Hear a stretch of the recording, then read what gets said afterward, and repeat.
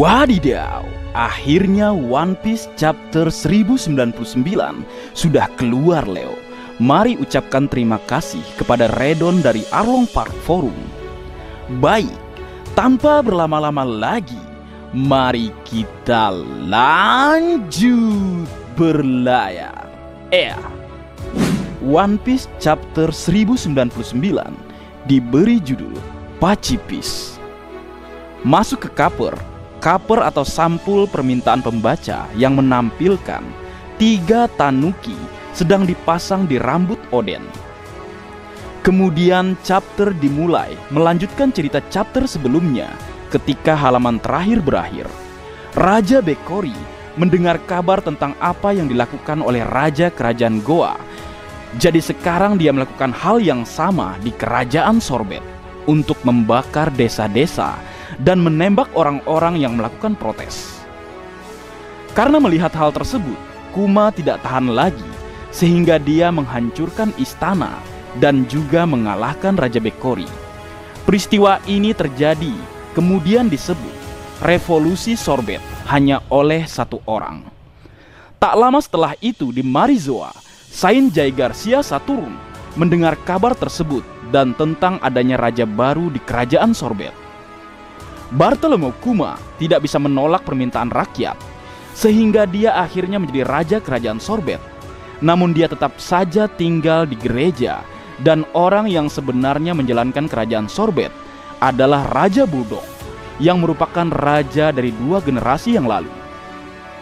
Suatu hari, Jewelry Bunny memakan buah iblis Toshinomi secara tidak sengaja. Kita tidak dapat melihat kapan dia memakannya atau mengapa buah itu dimakan. Tepatnya di Kerajaan Sorbet, dan hal tersebut membuatnya berubah menjadi wujud dewasanya, bentuk yang sama yang dia gunakan saat ini. Setiap orang terkejut mengira dia adalah Genie. Wajar sih, karena dia adalah anak Genie. Kemudian berlanjut, Raja Bulldog mengunjungi gereja bersama ibunya Connie. Bunny mencoba mempraktikkan transformasinya sambil dia melihat ke arah Connie, sehingga wujud lamanya menjadi sangat mirip dengan Connie. Ada adegan lelucon di bagian ini, dengan semua orang terus salah mengira mereka satu sama lain. Kemudian berlanjut, Raja Bulldog membawa kabar buruk kepada Kuma. Mantan Raja Bekori berhasil melarikan diri lagi. Kini dia memiliki pemerintah dunia di sisinya. Tersiar kabar bahwa Kuma telah menggulingkannya untuk mendapatkan kekuasaan, dan dia sekarang menjadi seorang penguasa jahat Kerajaan Sorbet. Jadi marinir atau angkatan laut akan meminjamkan pasukannya ke Raja Bekori untuk merebut kembali Kerajaan Sorbet. Widih, pembalikan fakta ini. Berlanjut, Kuma memutuskan untuk menjaga Kerajaan Sorbet dari Raja Bekori selamanya. Tetapi dia tidak akan bisa tetap berada di Kerajaan Sorbet setelah itu. Kuma mempercayakan Kerajaan Sorbet kepada Raja Bulldog. Dia akan membawa Bunny untuk tinggal bersamanya di kastil, dan dia yakin akan berhasil karena Bunny tidak akan menyentuh cahaya secara alami. Berlanjut, Kuma kemudian keluar menemui Bekori secara langsung.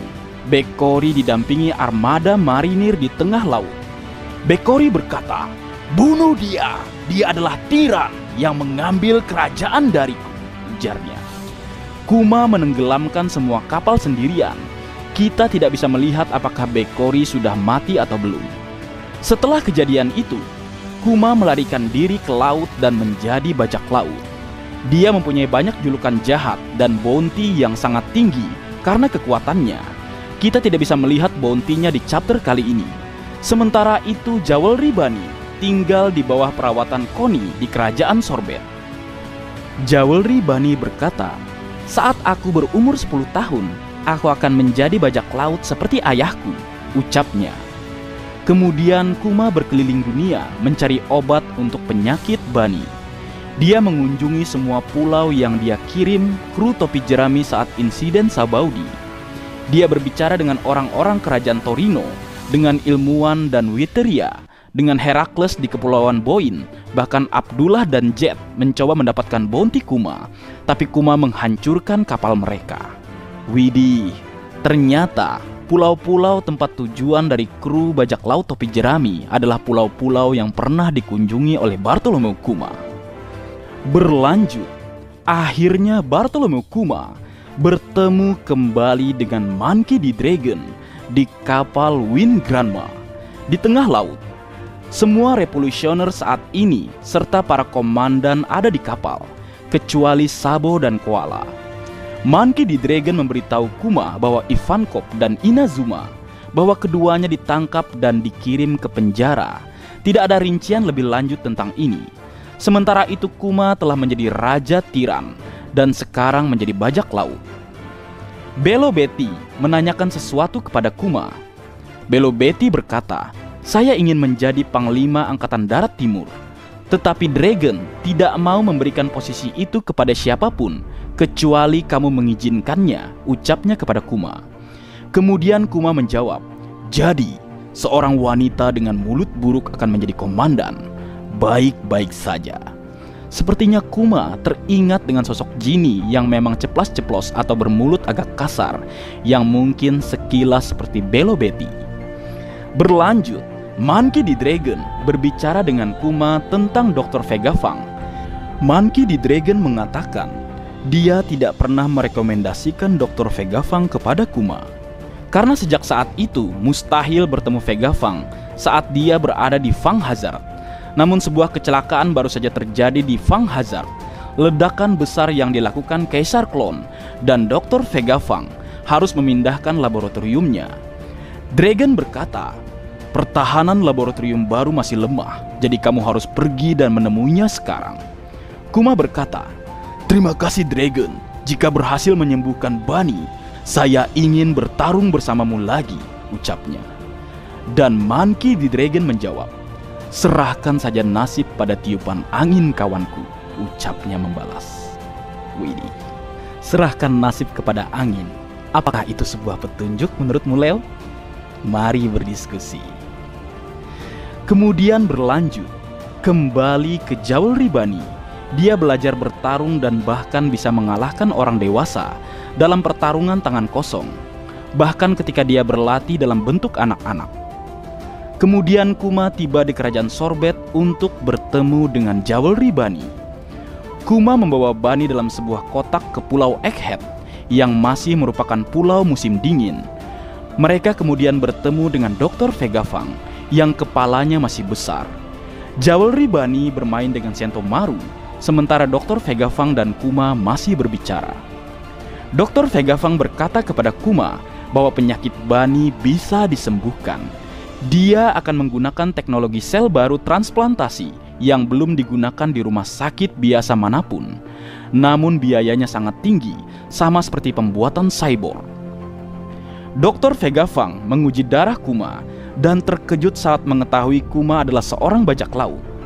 Dr. Vegapunk bertanya kepada Kuma, mengapa dia datang menemui orang dari pemerintah dunia seperti dirinya. Kuma bilang dia mempercayai Monkey D. Dragon. Kuma kemudian bertanya, Vegapunk apa bedanya darahnya dengan darah manusia? Dr. Vegapunk mengatakan, sampelnya tidak cukup memberikan penjelasan yang jelas.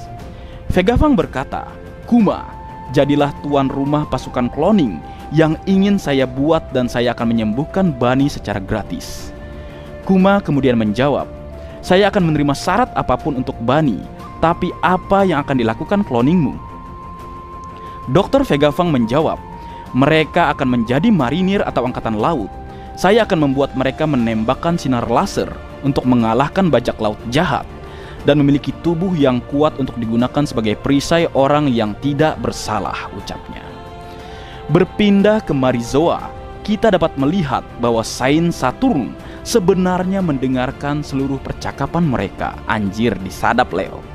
Saturn berkata, "Vegapunk itu tidak tahu bagaimana memanfaatkan kesempatan ini.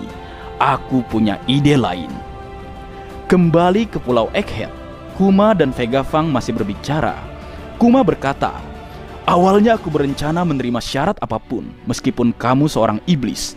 Tapi jika klon Anda bisa menyelamatkan nyawa manusia, mungkin inilah tujuan aku dilahirkan." Dan Vegapunk menjawab, "Kamu benar-benar orang suci." Kemudian Kuma membalasnya, Tidak, aku hanya seorang pacifista.